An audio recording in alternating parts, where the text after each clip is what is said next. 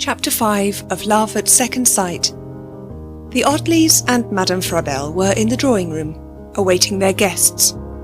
I say advisedly their guests, for no one could help regarding Madame Frabelle as essentially the hostess and queen of the evening.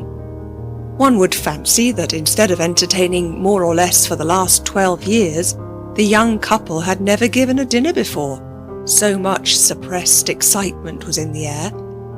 Bruce was quiet and subdued now from combined nervousness and pride, but for the few days previous he had been terribly trying to his unfortunate wife. Nothing, according to him, could be good enough for the purpose of impressing Madame Frabelle, and he appeared to have lost all his confidence in Edith's undeniable gift for receiving. The flowers, the menu, the arrangement of the 8 people, for the dinner was still small, intimate and distinguished, as he had first suggested, had been subjected to continual and maddening changes in its scheme. Everyone had been disengaged, and everyone had accepted, then he wished he had asked other people instead.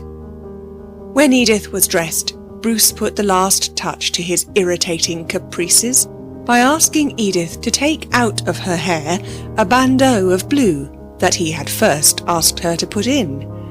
Every woman will know what agony that must have caused. The pretty fair hair was waved and arranged specially for this ornament, and when she took it out the whole scheme seemed to her wrong. However, she looked very pretty, dressed in vaporous tulle, of a shade of blue which only a faultless complexion can bear. Edith's complexion was her strong point. When she was a little flushed, she looked all the better for it, and when she was pale it seemed to suit her none the worse.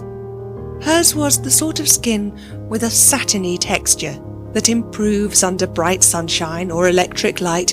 In fact, the more brilliantly it was lighted, the better it looked. Madame Frabelle, of course, was dressed in black, décolleté and with a good deal of jet. A black aigrette, like a lightning conductor, stood up defiantly in her hair, though it did not harmonise well with the somewhat square and bourgeois shape of her head and face, and appeared to have dropped on her by accident. Yet, as a symbol of smartness, it gave her a kind of distinction. It appeared to have fallen from the skies. It was put on in the wrong place, and it did not nestle as it should do, and appear to grow out of the hair, since that glory of womanhood, in her case of a dull brown, going slightly grey, was smooth, scarce, and plainly parted. Madame Frabelle really would have looked her best in a cap of the fashion of the 60s, but she could carry off anything, and some people said that she did. Edith had been allowed by her husband carte blanche in the decoration of their house. It was fortunate, as mise-en-scène was a great gift of hers. No one had such sense as Edith for arranging a room. She had struck the happy mean between the eccentric and the conventional. Anything that seemed unusual did not appear to be a pose, or a strange attempt at being different from others, but seemed to have a reason of its own. For example, she greatly disliked the usual gorgeous endimanché drawing room and dark, conventional dining room. The room in which she received her guests was soft and subdued in colour, and not dazzling with that blaze of light that is so trying to strangers just arrived and not knowing their way about a house, or certain of how they are looking. The room seemed to receive them kindly, make them comfortable and at their ease, hoping they looked their best. The shaded lights, not dim enough to be depressing, were kind to those past youth, and gave confidence to the shy. There was nothing ceremonious, nothing chilly about the drawing-room. It was essentially at once comfortable and becoming, and the lights shone like shaded sunshine from the dull pink corners of the room. On the other hand, the dining-room helped conversation by its stimulating gaiety and daintiness.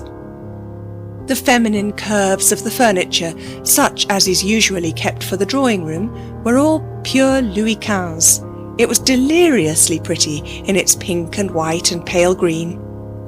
In the drawing-room, The hosts stood by one of those large, old-fashioned oaken fireplaces, so supremely helpful to conversation and tête-à-têtes. In Edith's house, there was never any general conversation, except at dinner. People simply made friends, flirted, and enjoyed themselves. As the clock struck 8, the Mitchells were announced. Edith could scarcely control a laugh as Mr. Mitchell came in. He looked so utterly unlike the dangerous lover Madame Frabelle had conjured up. He was immensely tall, broad, loosely built, large-shouldered, with a red beard, a twinkle in his eye, and the merriest of laughs. He was a delightful man, but there was no romance about him. Besides, Edith remembered him as a black poodle. Mrs. Mitchell struck a useful note and seemed a perfect complement to her husband, the ideal wife for him. She was about 45, but being slim, animated and well-dressed, though entirely without chic, she seemed a good deal younger. Mr. Mitchell might have been any age between 60 and 65, and had the high spirits and vitality of a boy. It was impossible to help liking this delightful couple. They fully deserved their popularity. In the enormous house at Hampstead, arranged like a country mansion where they lived, Mr. Mitchell made it the object of his life to collect bohemians as other people collect Venetian glass, from pure love of the material. His wife, with a silly woman's subtlety, having rather lower ideals, that is to say, a touch of the very human vulgarity known as social ambition, made use of his bohemianism to help her on in her mundane success. This was the principle of the thing. If things were well done, and they always were at her house, would not a duke, if he were musical, go anywhere to hear the greatest tenor in Europe? And would not all the greatest celebrities go anywhere to meet a duke? Next, the 2 young Conistons were announced. Miss Coniston was a thin, amiable, artistic girl who did tooling in leather, made her own dresses, recited, and had a pale, good-looking, too well-dressed, disquieting young brother of 22, who seemed to be always going out when other people came in, but was rather useful in society, being musical and very polite. The music that he chose generally gave his audience a shock. Being so young, so pale, and so contemporary, one expected him to sing thin, elusive music by Debussy, Fauré, or Ravel. He seemed never to have heard of these composers, but sang instead threatening songs such as "I'll Sing Thee Songs of Araby," or defiant, teetotal melodies like "Drink to Me Only with Thine Eyes." His voice was good, and louder and deeper than one would expect. He accompanied himself and his sister everywhere. She, by the way, to add to the interest about her, was said to be privately engaged to a celebrity who was never there. Alice and Guy Coniston were orphans and lived alone in a tiny flat in Pelham Gardens. He had been reading for the bar, but when the war broke out he joined the new army and was now in khaki.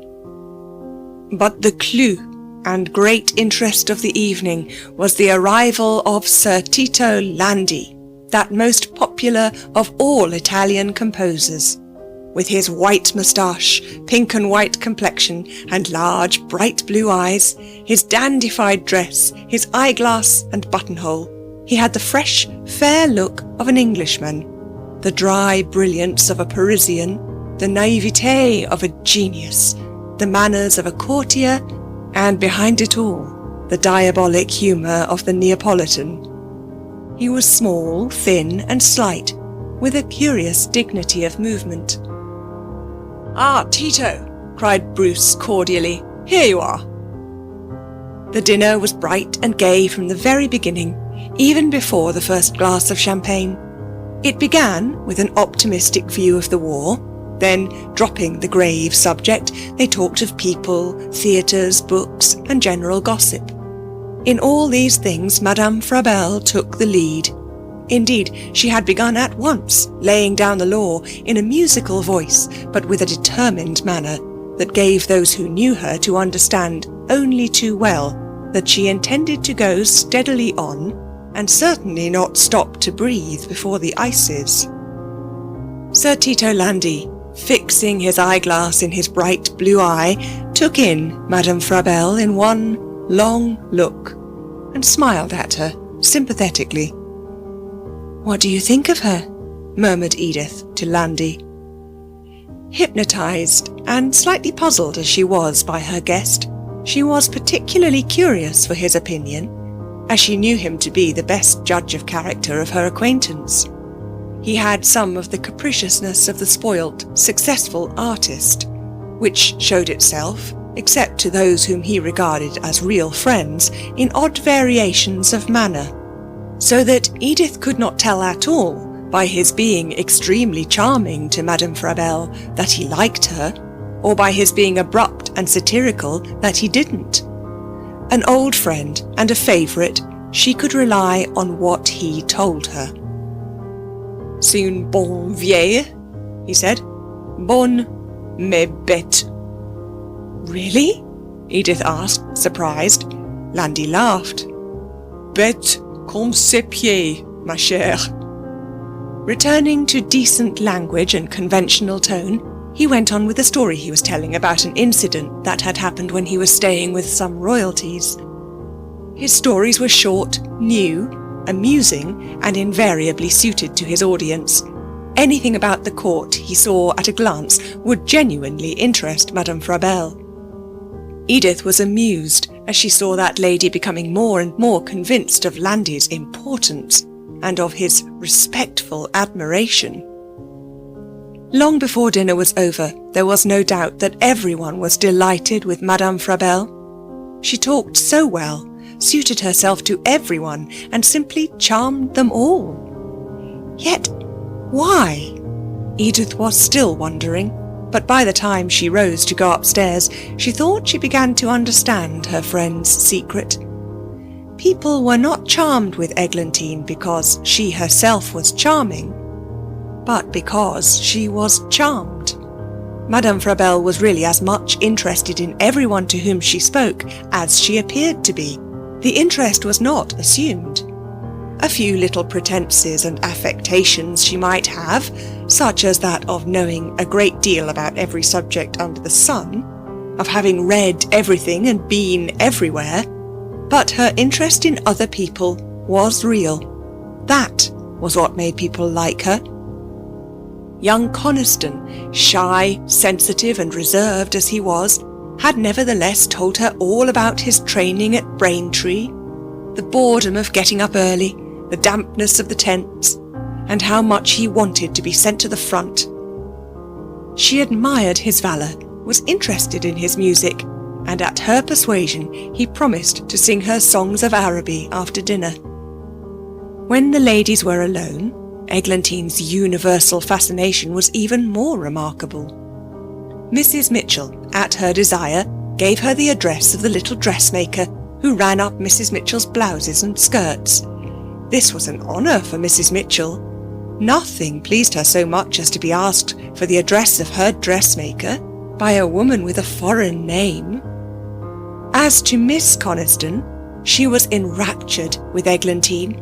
Madame Frabelle arranged to go and see her little exhibition of tooled leather, and coaxed out of the shy girl various details about the celebrity, who at present had an ambulance in France. She adored reciting, and Miss Coniston, to gratify her, offered to recite a poem by Émile Camère on the spot. As to Mr. Mitchell, Madame Frabelle drew him out with more care and caution. With the obstinacy of the mistaken, she still saw in Mr. Mitchell's friendly looks at his hostess a passion for Edith, and shook her grey head over the blindness of the poor dear wife. Bruce hung on her words, and was open-mouthed while she spoke, so impressed was he at her wonderful cleverness, and at her evident success with his friends. Later on, Landi, sitting in the ingle nook with Edith, said, as he puffed a cigar, "Tiens, ma chère Edith, Tu ne vois pas quelque chose? What? He always talked French, as a middle course between Italian and English, and Edith spoke her own language to him. Elle, la mère Frabelle. He laughed to himself. Elle est folle de ton mari. Oh, really, Landy? That's your fancy. He mimicked her. Fancy, fancy. Je me suis monté l'imagination, peut-être? J'ai un rien de fièvre, sans doute. C'est une idée que j'ai, comme ça. Eh bien, non, nous verrons. Je te dis qu'elle est amoureuse de Bruce. He is very devoted to her, I know, said Edith.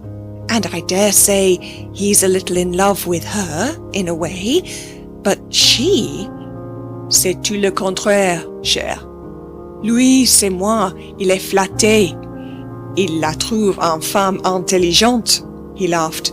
Mais elle, tu es folle de ne pas voir ça, Edith. Enfin, si ça l'amuse. With a laugh, he got up to loud applause and went to the little white enamelled piano. There, with a long cigar in his mouth, he struck a few notes and at once magnetised his audience. The mere touch of his fingers on the piano thrilled everyone present. He sang a composition of his own, which even the piano organ had never succeeded in making hackneyed.